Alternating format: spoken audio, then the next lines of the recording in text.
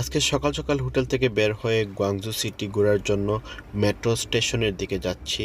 আজকে মেট্রো ট্রেনে করে গুয়াংজু সিটি ঘুরবো। তো তার সাথে সাথে আপনাদেরকে কিছু তথ্য শেয়ার করতে চাচ্ছি গুয়াংজু মেট্রো সম্বন্ধে।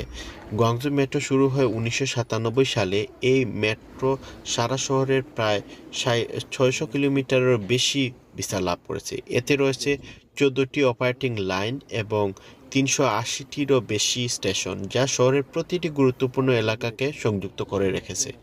চাইনিজরা এই মেট্রোকে মাটির 40 মিটার অর্থাৎ প্রায় 16 তলা গভীর পর্যন্ত নিয়ে গেছে, যেখানে বেশিরভাগ স্টেশন ভূগর্ভে।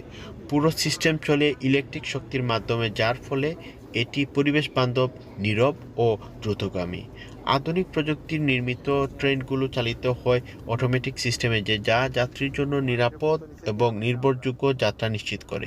এই গুয়াংজু মেট্রো ট্রেন এবং সিস্টেমকে দেখলে বোঝা যায় ভবিষ্যৎ ট্রেন ট্রান্সপোর্ট সিস্টেম কেমন হওয়া উচিত। সিট খালি আছে।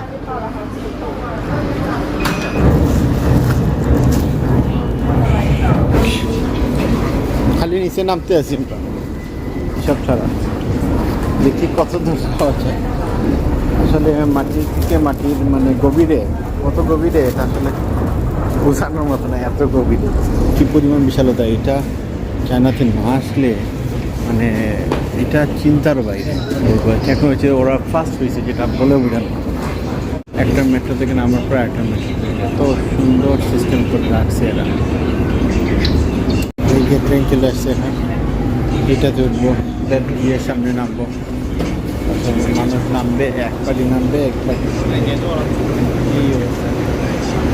চলতেছে।